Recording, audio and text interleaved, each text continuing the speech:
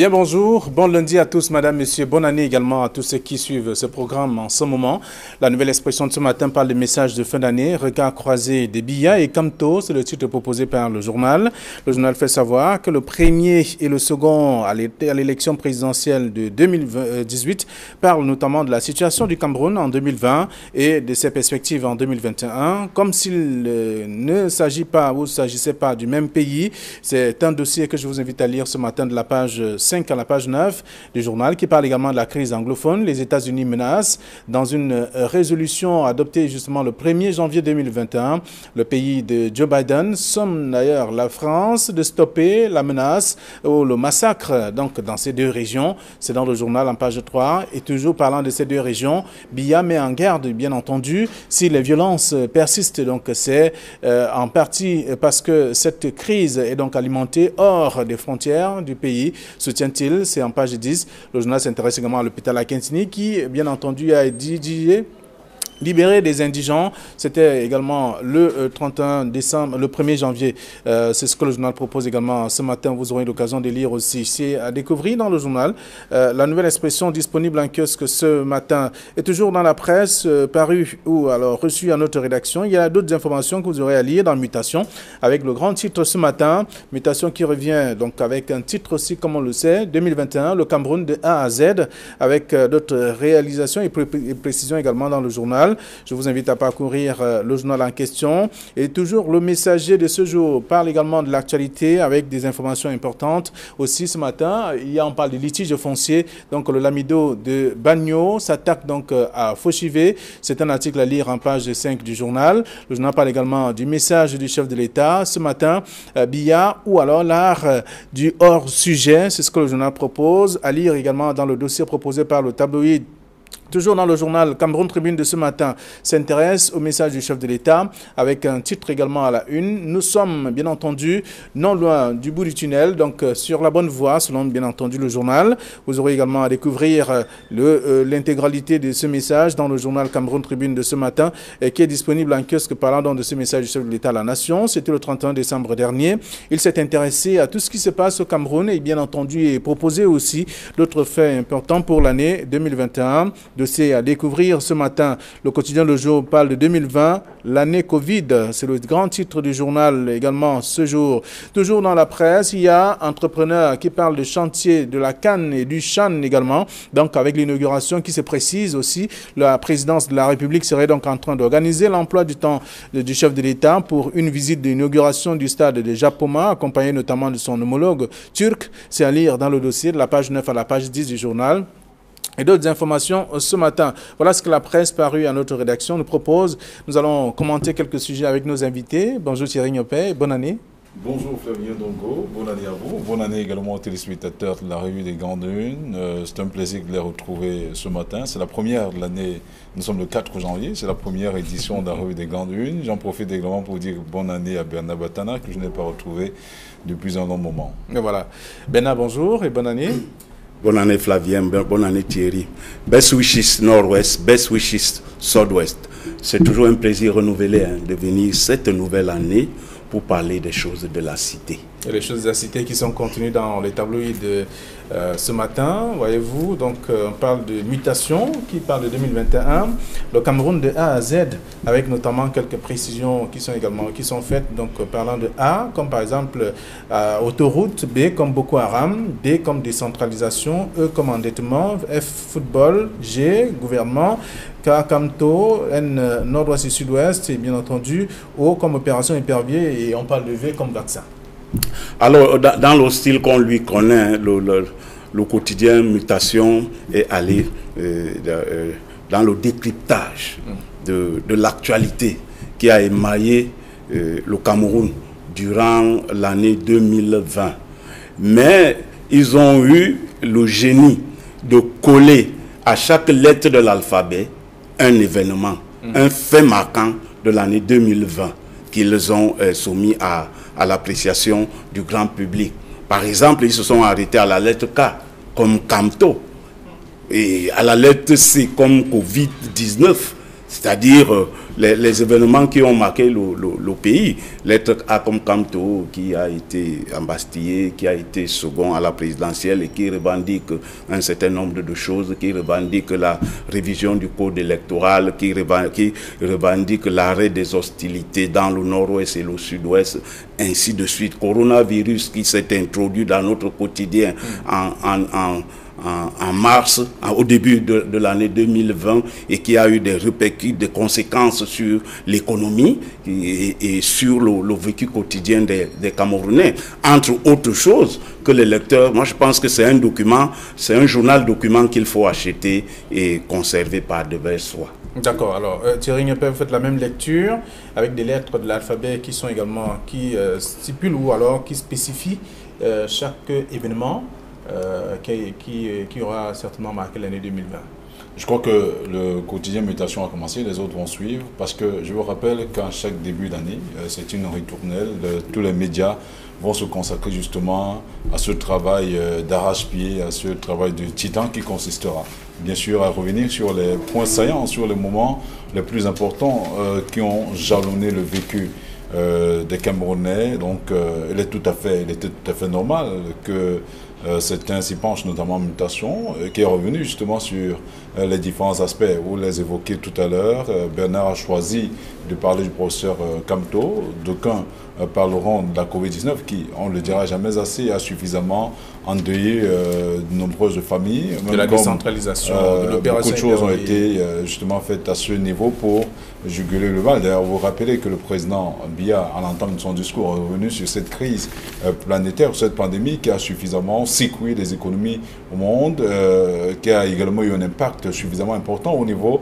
de la gestion des entreprises sur le plan local. Et l'État du Cameroun a même été obligé à un moment donné d'accompagner certaines petites et moyennes entreprises pour qu'elles ne ferment pas définitivement la porte. Vous parliez là de la décentralisation. Une fois de plus, le président Biya est revenu là-dessus pour magnifier ce processus qui vient marquer, on ne le dira jamais assez, la fin d'un très long épisode. Espérons simplement que cette décentralisation que les Camerounais ont appelée, certains Camerounais ont appelé de tous leurs voeux, même comme vous vous rappelez, il est en même temps revenu dans son discours, peut-être on en parlera tout à l'heure, avec ces attaques dans la partie orientale, notamment à l'est du Cameroun, avec les rebelles de la Séléka, mais également sur la crise dans le Nozo, où il précise avec beaucoup d'emphase que cela est perpétré, cela est occasionné, attisé par des ennemis qui sont tapis dans l'ombre et notamment hors des frontières camerounaises. D'accord, donc avec le titre de Mutation ce matin 2021, le Cameroun de A à Z, vous aurez eu l'occasion de lire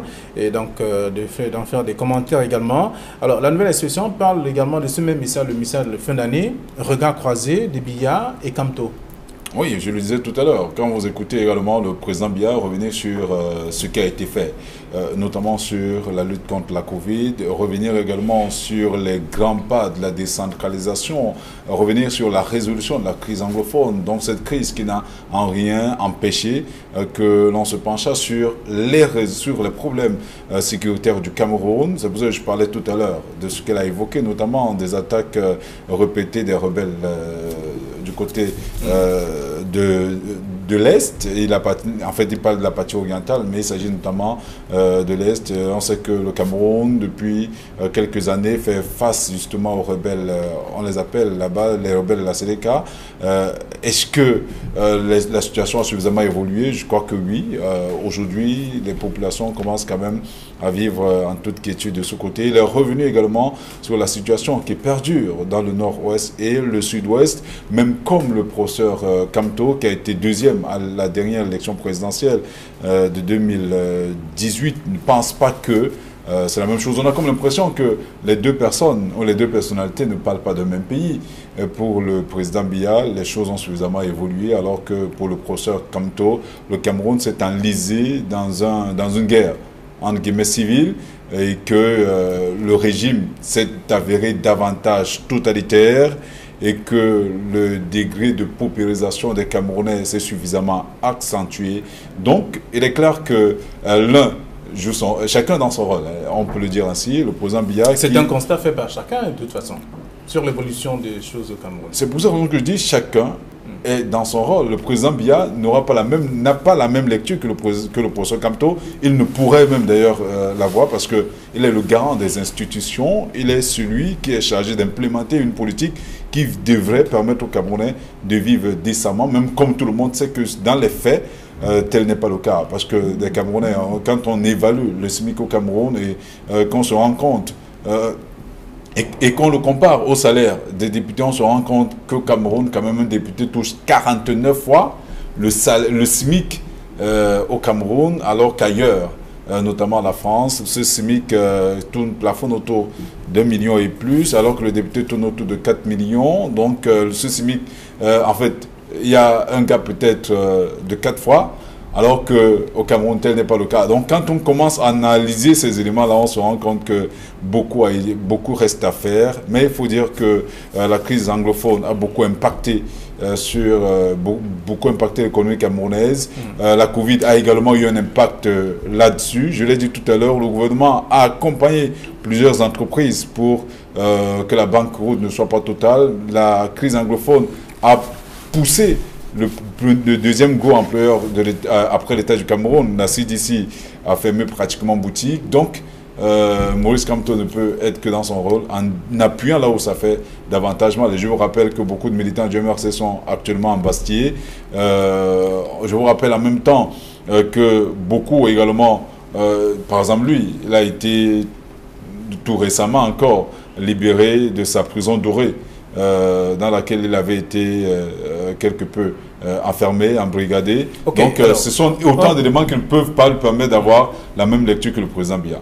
Il n'y a pas que lui, plusieurs Camerounais font pratiquement la même lecture aussi. Comme d'autres Camerounais font la même lecture que le président. D'accord, donc on peut lire la suite dans le dossier proposé par le journal, Bernard. Vous lisez pas seulement la une du journal La Nouvelle Expression, il y a également le contenu avec les deux réactions, que ce soit celle du président Biya ou encore celle du président Kamto.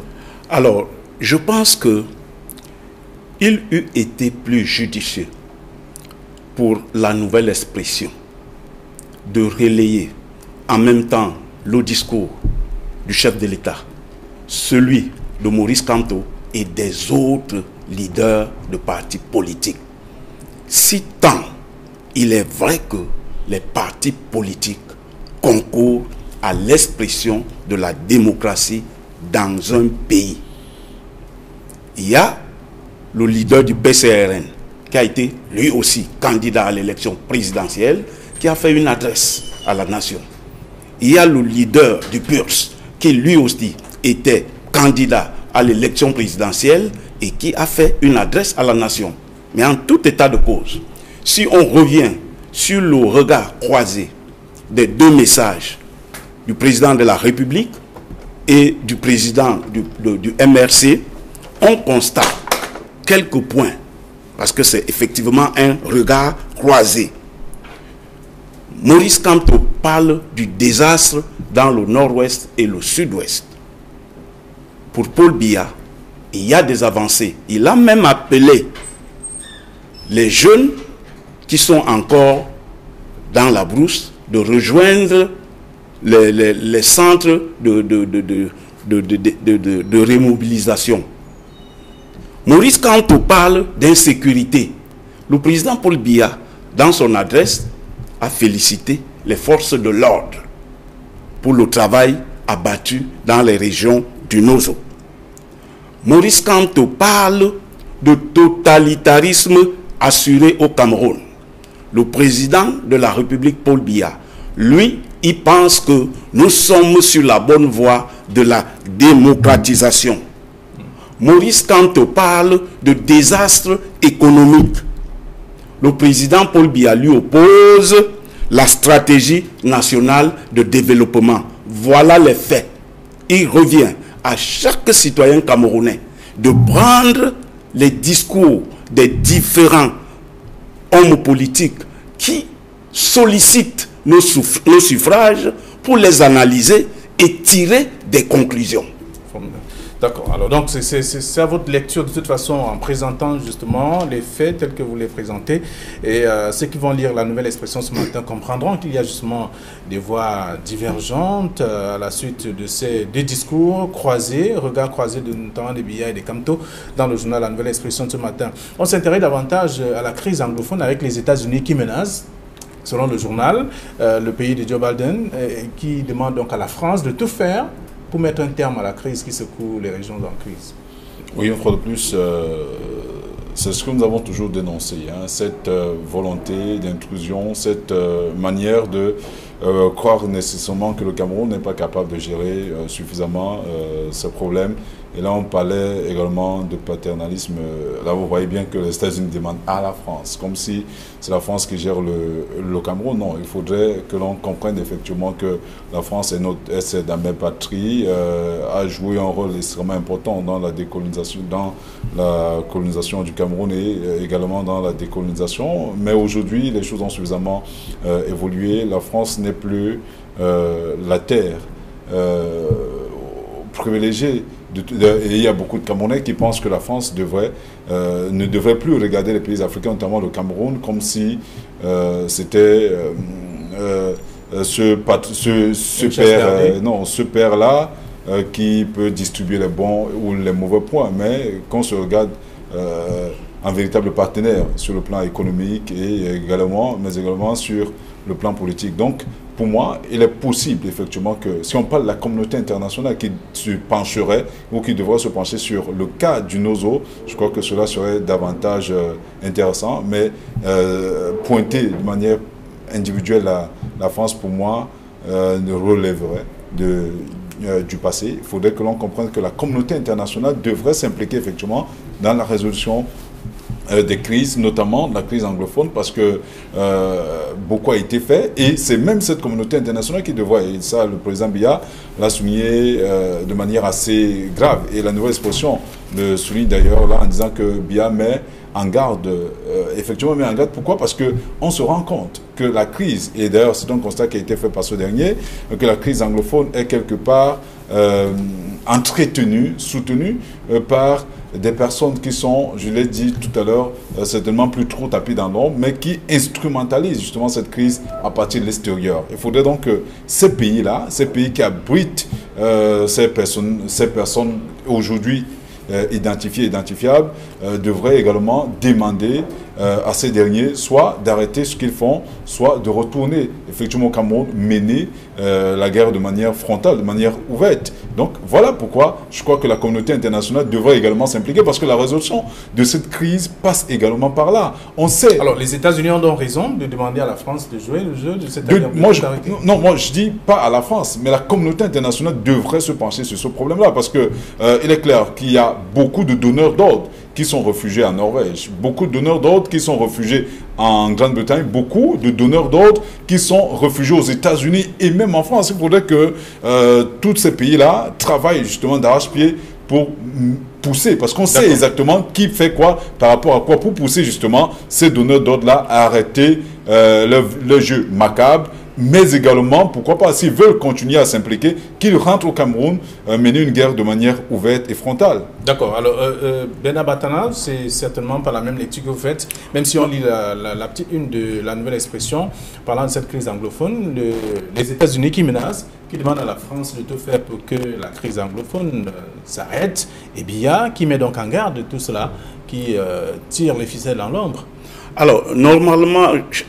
chaque fois, à partir de l'étranger, bien sûr. Voilà, chaque fois qu'un pays étranger, parce que moi je parle de partenaire, qu'un pays partenaire donne son point de vue sur la marche des affaires au Cameroun, il y a des gens qui opposent notre souveraineté. Notre souveraineté ne veut pas dire qu'on ne doit pas recevoir des conseils ou bien des points de vue des autres. Les États-Unis, c'est un partenaire parce que nous sommes deux pays souverains. Parce que chaque fois qu'on nous pose la souveraineté, j'ai l'impression qu'on doute même de notre indépendance. Nous sommes souverains et ça c'est acquis depuis le 1er janvier 1960. Et chaque fois qu'un pays autre donne un point de vue sur le Cameroun, on doit regarder, on doit voir. Bon, maintenant, est-ce que les États-Unis menacent? Est-ce qu'il s'agit d'une ingérence? Non, je ne pense pas. Et les États-Unis ont procédé indirectement en s'adressant à la France. Parce qu'il ne faut pas se le cacher. Nous sommes liés à la France comme par le nombril. Il y en a qui disent que nous ne sommes même pas encore totalement indépendants. Et c'est vrai. Nous avons par exemple, nous utilisons le franc CFA. Le franc des colonies françaises d'Afrique. C'est une liaison, ça veut dire que nous n'avons même pas encore l'indépendance. Et c'est de bon ton si les États-Unis s'adressent à la France. Parce que d'aucuns disent que c'est notre mère patrie. Les États-Unis, ils n'ont pas, je dis, ils n'ont pas mal fait, comme on dit souvent au quartier. Je crois qu'ils ont vu juste en s'adressant à la France. Il faut que la France, et d'ailleurs, lors de son discours de fin d'année, le président de la République a appelé aux partenaires étrangers d'apporter leur contribution pour la résolution de la crise. Alors les partenaires étrangers, c'est qui? C'est les États-Unis. C'est la France, c'est tous les autres pays. Donc moi je crois que c'est de bon ton si les États-Unis disent que, bon maintenant, est-ce que c'est une menace? Je crois que non. D'accord, alors c'est... Vous voulez dire quelque chose? On va passer à... Non, je vous rappelle que c'est une résolution qui a été déposée, je crois, par, au niveau du Congrès américain, par le département des affaires étrangères américain, qui suit de très près l'actualité au Cameroun, notamment la crise dans le Nozo. Mais je continue à croire. Ils estiment que la France joue un grand rôle sur le plan économique et même sur le plan politique au Cameroun. Donc, en réalité, une fois de plus, il souhaiterait effectivement que la France effectivement utilise ce pouvoir qu'il a sur le plan économique et politique au niveau du Cameroun pour pousser les autorités camerounaises à trouver une solution définitive à la crise anglophone. C'est la raison pour laquelle j'ai dit tout à l'heure qu'il ne s'agit pas exclusivement de la France. Il faudrait que toute la communauté internationale travaille d'arrache-pied à ce niveau parce qu'on sait où se trouve le problème. On sait, et le président Biya l'a clairement dit, a identifié le problème. Les donneurs d'ordre de la crise anglophone, nous l'avons toujours dit, même sur ce plateau, se trouvent pour l'essentiel à l'étranger. Ceux qui empêchent ces enfants d'aller à l'école, ceux qui empêchent justement que l'économie aille mieux de ce côté, sont à l'étranger, tout le monde le sait. Donc on ne comprend pas où se trouve véritablement le problème. Il faudrait que les uns et les autres travaillent d'arrache-pied là-dessus et que ces donneurs d'ordre qui y sont quittent de là, effectivement, et également que cette communauté internationale mette l'accent là-dessus pour que ces gens-là, soit ils rentrent au Cameroun, soit ils cessent leur jeu macabre autour de ce qu'on peut enregistrer. Alors, crise anglophone, c'est en page 3 du journal. Les États-Unis menacent. Et là, dans le nord-ouest toujours, Biya met donc en garde. Vous aurez l'occasion de lire. Ça, c'est un dossier, c'est en page 10 de la nouvelle expression. Mais le messager de ce matin revient aussi sur un autre fait important, notamment le discours, message de fin d'année. Biya ou l'art du hors-sujet. Alors, ça, c'est un titre de journal. Hein. Et j'ai l'habitude de le dire. Hein, lorsque, devant un fait, chaque rédaction va de sa sensibilité. Ailleurs, on parle des journaux de gauche comme des journaux de droite. Mais ici au Cameroun, nous avons des journaux, indépendants et les journaux gouvernementaux, le journal gouvernemental qui est la CRTV. Donc le messager est dans son rôle, est dans son créneau, est dans son couloir de journal iconoclaste. Iconoclaste qui regarde toujours les choses avec beaucoup de contradictions, de circonspection. Alors c'est à juste titre si le messager dit là d'être hors sujet par rapport au discours du président de la République. C'est un point de vue d'un journal indépendant que nous devons respecter. Mais ce n'est pas par hasard que ce titre est proposé quand même, Thierry Yopin. Non, ben on l'a dit, hein, c'est un point de vue. Beaucoup ne partageraient pas ce point de vue. Imaginez, si vous lisez la une du quotidien gouvernemental qui est Mon Tribune, vous ne direz pas la même chose. Donc, je continue à croire que cela ne sert à rien. Oui, comme Mon Tribune dit, nous sommes sur la bonne voie. Voilà, donc c'est pour dire effectivement que les deux ne partagent pas le même point de vue. Chacun utilise des éléments à sa disposition pour démontrer. Et j'ai souvent l'habitude de dire, hein, les jeunesses parfois se comportent comme de véritables sophistes. Ils sont capables de prouver, de démontrer quand c'est noir que c'est noir et de démontrer quand c'est blanc que c'est blanc. Chacun tire la couverture comme il entend en utilisant les éléments probants et palpables sur lesquels tout le monde peut effectivement jouer. Maintenant, ça dépend de là où on se trouve. On peut effectivement démontrer que dans ce discours du président Biya, il n'y a eu que du mauvais. Mais je vous rappelle qu'il a quand même fait le tour de ce que l'année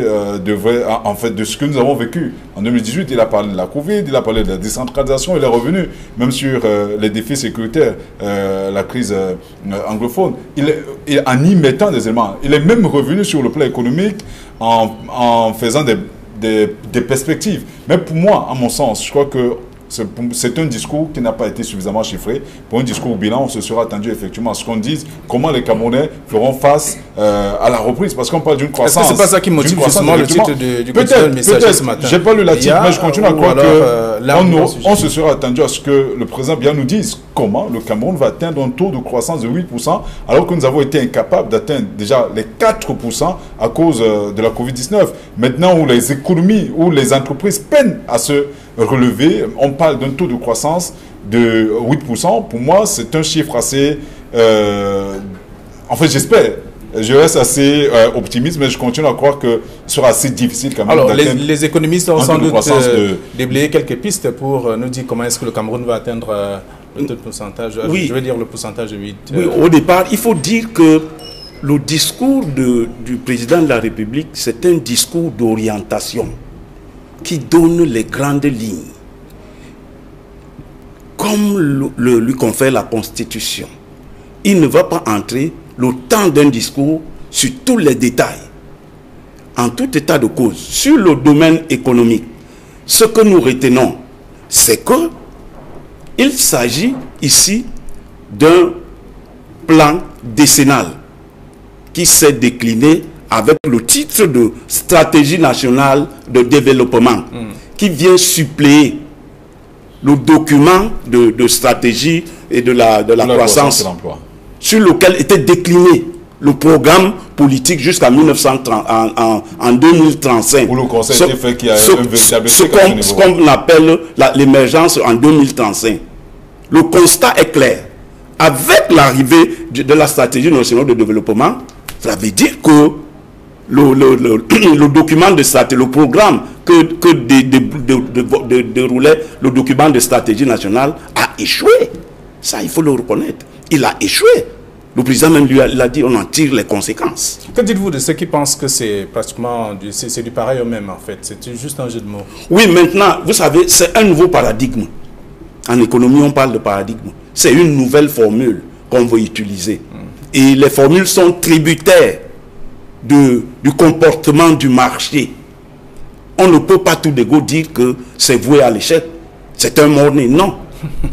Non, on ne peut pas le dire. Bon, maintenant, on a posé un cap. Les objectifs, c'est 8% de croissance. C'est-à-dire qu'on doit gagner 6 points sur la croissance économique. Mais comment allons-nous parvenir? C'est ça la grande question. Maintenant, on a fait appel aux partenaires étrangers pour qu'ils nous aident. Il faut mobiliser l'épargne locale, comme l'a dit le GICAM, comme l'a proposé le GICAM. Mobiliser l'épargne locale, subventionner l'économie locale pour que on reprend la phase d'accélération qui mène à la croissance et qui peut nous faire gagner des points. Donc il faut davantage travailler, il faut soutenir l'économie locale. On a posé les bases. Oui. Il faut donc des mesures d'accompagnement pour qu'on atteigne ces objectifs. Donc on ne peut pas dire tout de go que la stratégie de croissance c'est un monnaie. Non. Il faut voir comment le marché va se comporter. C'est le comportement du marché qui pourra nous donner raison ou tort. Je vous rappelle que ce sont les mêmes hommes qui sont appelés à gérer tous ces différents paradigmes. Ceux qui ont échoué hier, on espère que les choses vont nettement évoluer, mais je vous rappelle qu'il est extrêmement difficile dans un contexte comme le nôtre d'estimer qu'il est possible d'atteindre un taux de 8%, un taux de croissance de 8%. Je reste optimiste en espérant, parce que dans des éléments qui ont été mis à la disposition du Camerounais lambda au niveau de ce travail-là, on estime par exemple qu'on va lutter énormément contre les importations je reste assez dubitatif à ce niveau, compte tenu de ce que, vous savez, au Cameroun, on importe presque tout. Est-ce qu'on va suffisamment subventionner l'économie locale afin que celle-ci soit capable de soutenir l'employabilité au Cameroun? Le taux de chômage, aujourd'hui, on ne parle même plus de taux de chômage, mais on parle de taux de sous-emploi et de l'ordre de plus de 80%. Avec une économie comme celle-là, d'aucuns parleraient de résilience. Pour moi, l'économie camerounaise n'est pas si résiliente que ça.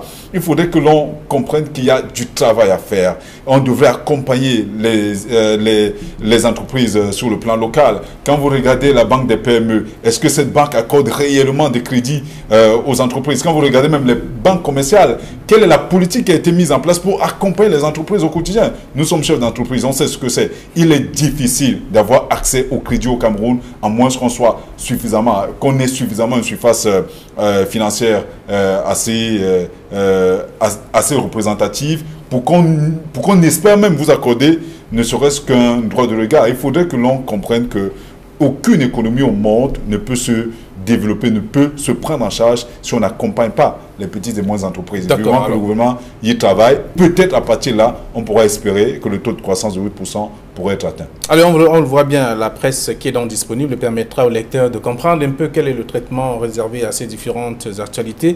Et aussi le quotidien Le Jour ce matin qui revient et parle de 2020, l'année Covid. Oui, s'il y a un fait qui a traversé 2020 pour 2021, c'est effectivement le Covid. Oui, parce qu'il est encore... Et on risque, si la science n'évolue pas, si la science ne trouve pas de solutions, on risque d'avoir encore 2021 comme une année Covid. Effectivement, c'est une année Covid. C'est une année qui a été tirée, comme on dit souvent dans les rédactions, c'est une année qui a été tirée par le Covid-19. Et les experts disent qu'on va désormais vivre avec. Oui, on va désormais, oui, c'est un phénomène qui s'est invité dans notre quotidien et qui a eu des répercussions que tout le monde connaît au niveau de l'économie, au niveau même du comportement des individus. On s'est désormais acclimaté à ce qu'on appelle masque facial là, et tout ça. Non, moi je pense que c'est effectivement une année Covid parce que depuis la survenue de cette pandémie, le mot-clé dans l'actualité, c'est Covid-19. Il n'y a pas un seul jour qu'on n'a pas parlé de cette maladie. Non, mais c'est une année Covid-19. C'est une année qui a été marquée par le Covid ou la Covid-19 selon ceux qui parlent. Voilà. D'accord, la maladie à coronavirus. Donc, oui. Voilà, donc, non, pour moi, je continue à croire que si on ne prend pas garde, même l'année 2021 sera assez difficile. Et que, parce que je vous rappelle comment on parle de 2021, on ne dit pas beaucoup. Il y a une nouvelle souche du coronavirus qui vient d'être découverte. Et il y a même des pays en Afrique qui ont déjà été frappés. Il y a l'Afrique du Sud, il y a tout à côté de nous, le Nigeria. Et donc, et vous comprendrez pourquoi le président Biya, lors de son adresse à la nation, a commencé justement par revenir là-dessus en faisant le constat que les mesures barrières que les Camerounais ont quelque peu relâché au niveau du suivi des mesures barrières. Mais au-delà de ce constat, qu'est-ce que le chef de l'État a pris comme mesure? Vous vous rappelez qu'il y a eu une décision qui avait été rendue publique disant, instaurant même les pénalités pour ce qui est des surcharges, non-port du masque. Que sont devenues ces décisions-là au quotidien? Est-ce que cela a été de bâcher entre guillemets dans les taxis? Mais justement, et c'est de ça qu'on parle. Et le chef de l'État lui-même a fait le constat. Quand il dit j'ai personnellement fait le constat, ça veut dire qu'on espère qu'il a sillonné quelques rues de Yaoundé pour en faire peut-être de manière assez déguisée. Mais toujours est-il qu'il faudrait que l'on fasse très attention. Si on ne prend pas garde, même l'année 2021 sera une année Covid. Merci, donc il faut respecter les mesures barrières simplement. Alors, bonne journée à vous, bon retour à vos différentes rédactions. Vous aurez la possibilité de lire la presse, vous faites un tour en kiosque ce lundi. Bonne journée, à demain, 9h20.